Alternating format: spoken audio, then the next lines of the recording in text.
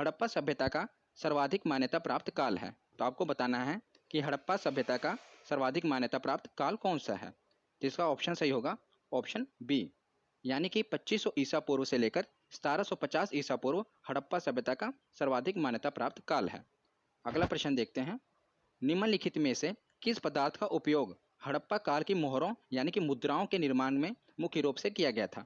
तो उस समय हड़प्पा काल की जो मुद्राएं थी उसके निर्माण के लिए किस पदार्थ का उपयोग मुख्य रूप से किया गया था, ये आपको बताना है। सेल खड़ी, कांसा, तांबा या लोहा। तो इसका सही जवाब होगा ऑप्शन ए, यानी कि सेल खड़ी। ये आप जैसा कि इमेज में देख रहे हैं, ये उस समय की हड़प्पा कालीन समय का एक मुद्रा है जिसपे हाथी का चित्र अंकित है। आगे देखते हैं, सिंधु घाटी सभ्यता के लोगों का मुख्य व्यवसाय क्या था। आपको बताना है कि सिंधु घाटी सभ्यता के लोगों का मुख्य व्यवसाय क्या था। जिसका सही जवाब है ऑप्शन ए, यानी कि व्यापार। व्यापार उस समय के लोगों का मुख्य व्यवसाय था। तो अगला प्रश्न देखते हैं, सिंधु घाटी की सभ्यता कहाँ तक विस्तृत थी। तो हमें ये बताना है कि सिंधु घाटी की सभ्यता का विस्तार कहाँ तक है। तो जैसा कि आप ये इमेज में भी देख रहे हैं मैप में, ये जो ब्राउन कलर का एरिया है ये पूरा सिंधु घाटी सभ्यता का विस्तार है यहाँ तक। अगर हम ऑप्शन में बात करें तो ऑप्शन डी, यानी पंजाब, राजस्थान, गुजरात, उत्तर प्रदेश, हरियाणा और पाकिस्तान का सिंध और बलूचिस्तान, ये सब मिलाकर यहाँ तक सिंधु घाटी सभ्यता का विस्तार है। एक बार फिर देख लीजिए, पंजाब, राजस्थान, गुजरात, उत्तर प्रदेश, हरियाणा और पाकिस्तान का सिंध और बलूचिस्तान। काफ़ी इंपॉर्टेंट है, बार बार ये एग्जाम में पूछा गया है। अगला प्रश्न देखते हैं, हड़प्पा सभ्यता के निवासी थे। आपको बताना है कि हड़प्पा सभ्यता के निवासी ग्रामीण थे, शहरी थे, खानाबदोश या जनजातीय थे। तो इसका सही जवाब होगा ऑप्शन बी, यानी कि शहरी। तो हड़प्पा सभ्यता के निवासी शहरी थे। अगला प्रश्न देखते हैं, सिंधु सभ्यता के घर किससे बनवाए जाते थे। काफ़ी इंपॉर्टेंट क्वेश्चन है और कई बार एग्जाम में ये पूछा गया है। तो सिंधु सभ्यता के जो घर थे वो किससे बनाए जाते थे, ईंट से, बांस से, पत्थर से या लकड़ी से। तो इसका सही जवाब होगा ईंट से। जैसा कि आप ये इमेज में देख रहे हैं, ये ईंट से बनाया गया घर है जो कि हड़प्पा सभ्यता की खुदाई में पता चला है। तो उस समय के जो लोग थे ईंट से अपने घर को बनवाते थे क्योंकि वो शहरी निवासी थे। अगला प्रश्न देखते हैं, हड़प्पा वासी किस वस्तु के उत्पादन में सर्वप्रथम थे। तो सर्वप्रथम मतलब सर्वाधिक उत्पादन वो किस वस्तु का करते थे, मुद्राओं का, कांसे के औजार का, जौ का या कपास का। तो सर्वप्रथम वो उत्पादन कपास, सर्वाधिक उत्पादन वो कपास का करते थे। आगे देखते हैं, तो निम्नलिखित में विद्वानों में से हड़प्पा सभ्यता का सर्वप्रथम खोजकर्ता कौन था। तो आपको ये बताना है कि सर्वप्रथम काफ़ी बार एग्जाम में पूछा गया है, स्टार मार्क कर लेना, वेरी वेरी इंपॉर्टेंट, और आगे पूछा भी जाएगा कि निम्नलिखित विद्वानों में से हड़प्पा सभ्यता का सर्वप्रथम खोजकर्ता कौन था। तो हड़प्पा सभ्यता का सर्वप्रथम खोजकर्ता था दयाराम साहनी। नोट कर लेना कौन, दयाराम साहनी। नेक्स्ट क्वेश्चन देखते हैं, आगे काफ़ी इंपॉर्टेंट क्वेश्चन भी है, आप और वीडियो को लाइक और शेयर जरूर कर दें। तो चलिए अगला क्वेश्चन देखते हैं, हड़प्पा कालीन समाज किन वर्गों में विभक्त था। तो आपको अब ये बताना है कि जो हड़प्पा कालीन समाज था वो उस समय किन वर्गों में विभक्त था। 4 वर्ग कौन कौन से थे, शिकारी, पुजारी, किसान और क्षत्रिय थे, ब्राह्मण, क्षत्रिय, वैश्य, शूद्र थे या कौन से थे। तो इसका सही जवाब होगा ऑप्शन बी, यानी विद्वान, योद्धा, व्यापारी और श्रमिक। ये 4 वर्ग थे जो उस समय समाज उस समय का समाज इन 4 वर्गों में विभक्त था, विद्वान, योद्धा, व्यापारी और श्रमिक। नेक्स्ट क्वेश्चन देखते हैं, सिंधु घाटी लोग माप और तौल से परिचित थे। तो जो उस समय के लोग थे वो माप और तौल से परिचित थे क्योंकि शहरी निवासी थे। तो जैसे अब हम किलोग्राम और ग्राम में मापते हैं ना, उस समय भी वो उनका भी अपना एक माप और तौल था, वो अभी हमें नहीं पता चला है, बस हमें यही पता चला है कि वो माप और तौल से परिचित थे। तो ये कहाँ की खुदाई से पता चला हमें। जिसका सही जवाब होगा लोथल। लोथल जो कि अब गुजरात में है, आगे मैं आपको बताऊँगा, पहले अभी हम यहाँ पर देख लेते हैं कि लोथल जो कि अब इस समय गुजरात में है। तो उसकी खुदाई, वहाँ की खुदाई से पता चला है कि सिंधु घाटी के जो लोग थे वो माप और तौल से परिचित थे। तो आगे हम ये देखते हैं, एमसीक्यू करने से पहले मैं आपको कुछ बता देता हूँ, काफ़ी इंपॉर्टेंट है और कई बार एग्जाम में पूछे गए हैं और पूछे जाएंगे। इन्हें हम यहीं पर कवर कर लेते हैं, फिर इसके आगे हम एमसीक्यू क्वेश्चन करेंगे क्योंकि खुदाई से हमें कुछ चीज़ें मिली हैं जो काफ़ी बार एग्जाम में पूछी गई हैं कि ये चीज़ हमें कहाँ से मिली है, किस नदी के किनारे वो शहर है। तो इसे हम कवर करते हैं पहले। तो कांस्य मूर्ति, कुएँ और स्नानगृह ये कहाँ की खुदाई से मिले हमें। तो मोहनजोदड़ो की खुदाई से, जो कि अब कहाँ पर है, पाकिस्तान के सिंध में, सिंधु नदी के किनारे। तो आप सब लिंक करके चलिए इसे, क्योंकि ये अगर आप लिंक करके चलेंगे तो आपको आसानी रहेगी याद करने में कि ये किस शहर में है, अब कहाँ पर है, किस नदी के किनारे है। एग्जामिनर कुछ भी पूछ सकता है, याद रखिएगा। कांस्य मूर्ति, कुएँ और स्नानगृह ये मोहनजोदड़ो की खुदाई में मिले हैं जो कि पाकिस्तान के सिंध में है। सिंधु नदी के किनारे। सिंध और सिंधु आप रिलेट करके ही चलेंगे। अगला देखते हैं बंदरगाह। तो बंदरगाह जैसे आपको पता ही होगा कि पोर्ट, जहाँ पर शिप एक जगह से दूसरी जगह एक्सपोर्ट करती है ना माल, तो ये समुद्र तटीय के किनारे होगा। आपको जैसे कि पता है बंदरगाह कहाँ पर होगा, समुद्र के जो तट पर शहर होगा वहीं पर होगा। तो लोथल, लोथल जो कि गुजरात में है, आपको पता है गुजरात समुद्र के तट पर ही है। तो लोथल, अगर बात करें लोथल, ये तो भोगवा नदी के किनारे है। तो बंदरगाह लोथल गुजरात में है, भोगवा नदी के किनारे। अगला, ये कैसे पता चला कि जो हड़प्पा सभ्यता के लोग थे यानी सिंधु घाटी सभ्यता के लोग थे वो ईंटों के घर में रहते थे। तो ईंट के घर कहाँ पे मिले हैं, कालीबंगा। कालीबंगा जो कि राजस्थान में है, घग्गर नदी के किनारे। तो ये आप ये याद रखना। अभी हम इनके एमसीक्यू क्वेश्चन भी करेंगे, पर आप इन्हें एक बार जरूर फिर दोबारा देख लेते हैं। कांस्य मूर्ति कुएं स्नानगृह मोहनजोदड़ो सिंधु, सिंधु नदी के किनारे। बंदरगाह लोथल गुजरात भोगवा नदी के किनारे। ईंट के घर कालीबंगा राजस्थान घग्गर नदी के किनारे। तो चलिए आगे देखते हैं अगला क्वेश्चन। तो सूची 1 को सूची 2 से सम्मिलित कीजिए। तो हमें कुछ दिया हुआ है, इसके ऑप्शन भी दिए हुए हैं। अभी हमें बताना कि कौन सा ऑप्शन सही है। तो जैसे कि सामने आप देख रहे हैं रावी सिंधु भोगवा ये घग्गर ये नदियाँ दी हुई हैं और ये शहर दिए हुए हैं। तो हमें बताना है कि कौन सा शहर कौन सी नदी के किनारे है। तो हड़प्पा जो है इसका सही ऑप्शन मैं आपको बता देता हूँ ए। 1 2 3 4 मतलब जो आमने सामने। मैंने चार क्वेश्चन थे ये मैंने एक में ही कवर कर दिए, क्योंकि ये पूछा गया कि कौन सा शहर किस नदी के किनारे बसा हुआ है और काफ़ी बार पूछा जाएगा।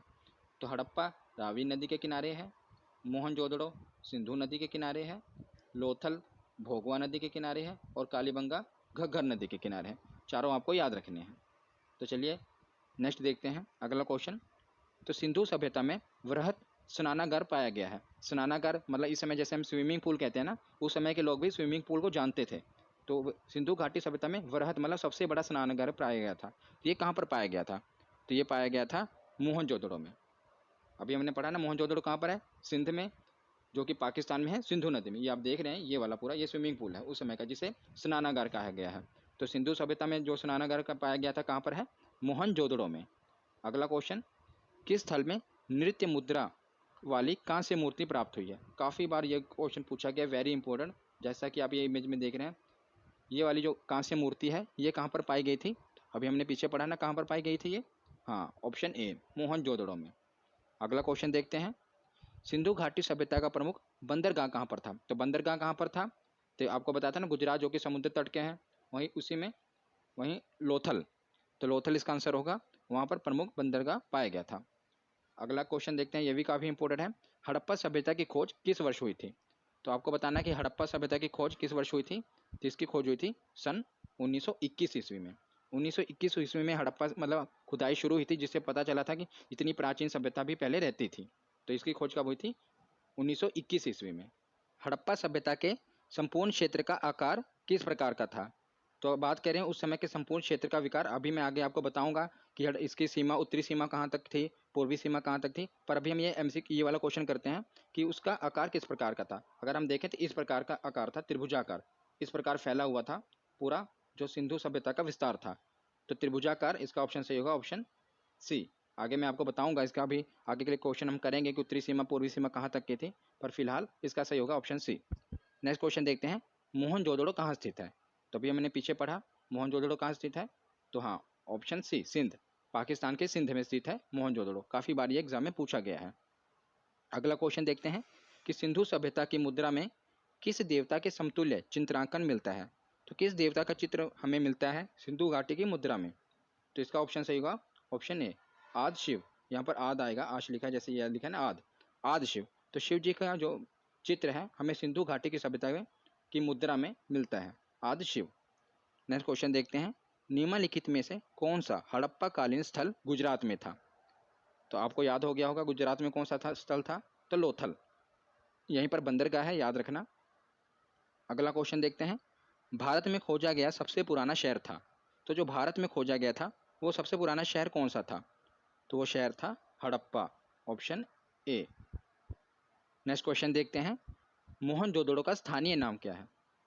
वेरी वेरी इंपॉर्टेंट, काफ़ी बार एग्जाम में पूछा गया है। तो देख ही रहे हैं आप कितनी बार एग्जाम में पूछा गया है और आगे पूछा भी जरूर जाएगा कि मोहनजोदड़ो का स्थानीय नाम है। किसका स्थानीय नाम है, ऑप्शन डी मृतकों का टीला यानी mount of dead. Very important है, याद रखिएगा। नेक्स्ट क्वेश्चन देखते हैं, सिंधु घाटी सभ्यता जानी जाती है। तो सिंधु घाटी सभ्यता जानी जाती है, किस लिए जानी जाती है ये आपको बताना है। अपने नगर नियोजन के लिए, अपने कृषि संबंधी कार्यों के लिए, अपने उद्योग के लिए, या मोहनजोदड़ो और हड़प्पा जैसे शहरों के लिए। तो इसका ऑप्शन सही होगा ऑप्शन ए। वो अपने नगर नियोजन के लिए जानी जाती है। जो उनकी नगर नियोजन की व्यवस्था थी वो काफ़ी उच्चतम थी, इसलिए शहरी सभ्यता कहा गया था इन्हें, सिंधु घाटी सभ्यता को। अगला क्वेश्चन देखते हैं। सैंथल स्थलों के उत्खनन से प्राप्त मोहरों पर निम्नलिखित में से किस पशु का सर्वाधिक उत्कीर्णन हुआ है। तो इस क्वेश्चन में यह पूछा गया है कि जो सिंधु घाटी सभ्यता थी, जब उत्खनन जो उसकी खुदाई थी, जो मोहरें हमें वहाँ से प्राप्त हुई थी, मोहरों में सबसे ज़्यादा किस पशु का जो चित्र था अंकित था। तो इसका ऑप्शन आपको बताना है कि कौन सा ऑप्शन इसका सही होगा। तो जैसा कि आप देख भी रहे हैं इमेज में, बैल। तो सबसे ज़्यादा जो मोहरें थी, मोहरों पर बैल का चित्र अंकित था उस समय के। और भी कई चित्र थे, पर सबसे ज़्यादा बैल का चित्र अंकित था। ये भी इंपॉर्टेंट क्वेश्चन बनता है आपके लिए। तो अब ये हम देखते हैं सिंधु घाटी सभ्यता का विस्तार। इसे भी थोड़ा समझ लेते हैं, क्योंकि काफ़ी बार पूछा गया है। एक ही बार में हम समझ लेते हैं कि पूर्वी सीमा कौन सी थी, पश्चिमी सीमा कौन सी थी, उत्तरी और दक्षिणी, मैंने चारों कवर की हैं। तो बात करें सबसे उत्तरी सीमा, तो जो सबसे उत्तरी बाउंड्री थी सिंधु घाटी सभ्यता की, वो है मांडा, जो कि जम्मू में है। और उसके बाद दक्षिणी देख लेते हैं। तो दक्षिणी बाउंड्री है, जो है दक्षिणी सीमा है दैमाबाद, महाराष्ट्र में। मतलब उत्तर के जम्मू से लेके दक्षिण के महाराष्ट्र तक, दैमाबाद तक। और बात करें पूर्वी सीमा, तो पूर्वी सीमा है आलमगीरपुर, जो कि उत्तर प्रदेश में है। और पूर्वी के बाद अब इधर आते हैं पश्चिमी सीमा, तो ये बलूचिस्तान तक फैला हुआ है। बलूचिस्तान मैंने आपको बताया था ना, पाकिस्तान में सिंध और बलूचिस्तान में है। तो जो बलूचिस्तान तक है, इसकी पश्चिमी सीमा लगती है, जो कि सूत का गेंडोर कहते हैं इसे। इसका क्या नाम है, सूत का गेंडोर।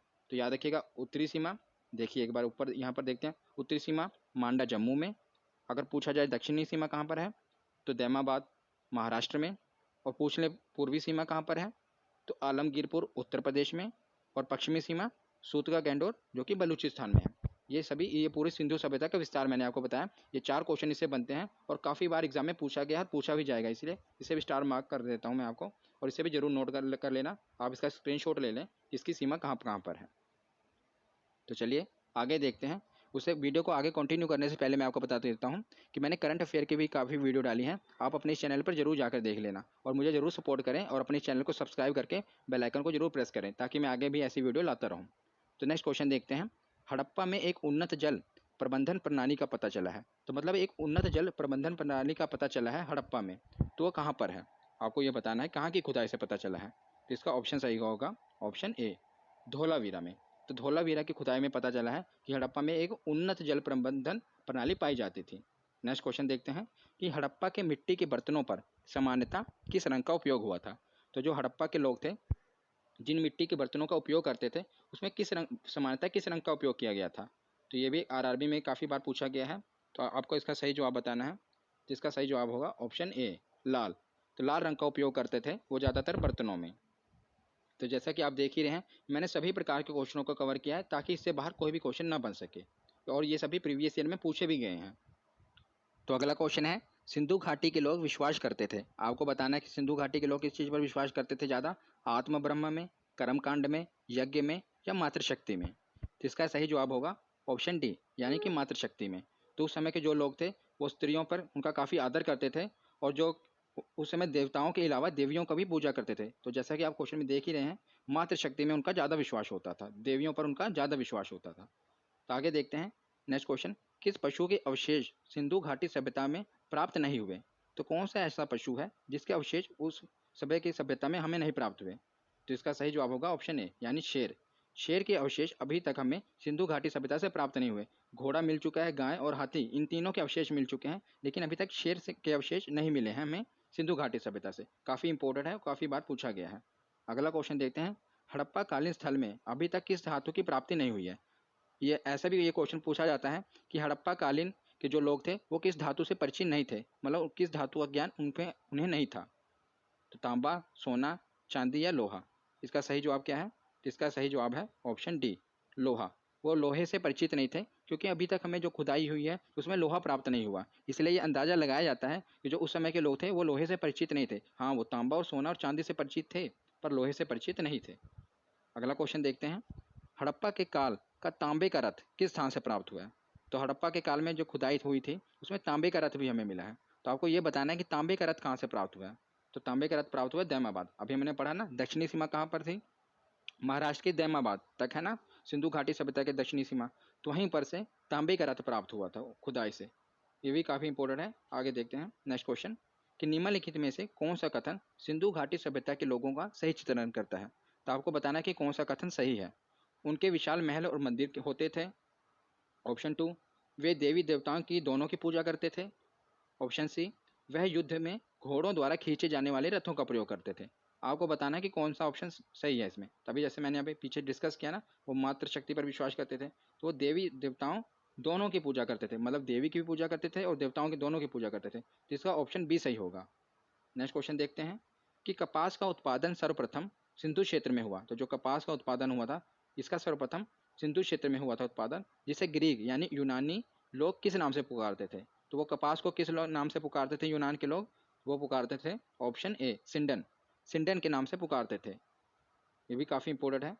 तो नेक्स्ट क्वेश्चन देखते हैं। बस 3 ही क्वेश्चन बचे हैं इस वीडियो में, बाकी हमने सभी कवर कर लिए और इससे बाहर कोई क्वेश्चन नहीं बनेगा। बस लास्ट 3 क्वेश्चन बचे हैं, इसे भी आप कवर कर लेते हैं। चलो, कि मोहनजोदड़ो में से प्राप्त पशुपति शिव आदि शिव मुहर में किन किन जानवरों का अंकन हुआ है। तो जो आज शिव अभी हमने पीछे पढ़ा ना, जो आज शिव मुहर थी, उस पर किन किन जानवरों का अंकन हुआ था, ये हमें बताना है। तो ये इसका ऑप्शन सही होगा, इनमें से सभी, यानी गैंडा, भैंसा, व्याघ्र, हाथी और हिरन, इन सभी जानवरों का अंकन हुआ था मुहर पे, उस समय के मुहरों पर। नेक्स्ट क्वेश्चन देखते हैं कि निम्नलिखित में से कौन सी फसल हड़प्पा कालीन लोगों द्वारा उत्पादित नहीं की जाती थी। मतलब उस समय की कौन सी फसल थी ऐसी जो उत्पादन नहीं किया जाता था, जिसका जौ, दालें, चावल या गेहूँ। आपको बताना है। जिसका सही उत्तर है ऑप्शन बी। तो दालें उस समय नहीं उगाई जाती थी। ऐसा अभी तक की खुदाई में नहीं पता चला है कि उस समय की दालों का कोई भी अभी तक नहीं मिला है प्रमाण की दालें उगाई जाती हों उस समय, इसलिए इसका ऑप्शन सही होगा ऑप्शन बी, दालें। नीचे अगला क्वेश्चन देखते हैं कि हड़प्पा कालीन लोगों ने नगरों में घरों के विन्यास के लिए कौन सी पद्धति अपनाई थी। तो घरों के विन्यास के लिए कौन सी पद्धति अपनाई थी। तो ऑप्शन सी, ग्रिड पद्धति में उन्होंने ग्रिड पद्धति को अपनाया था घरों के विन्यास के लिए। तो आज की ये वीडियो यहीं पर ख़त्म होती है। आशा करता हूँ आपको क्वेश्चन समझ में आए होंगे और आपने अच्छे तरीके से किए होंगे। तो अपने इस चैनल को सब्सक्राइब करके बेल आइकन जरूर प्रेस करें। धन्यवाद।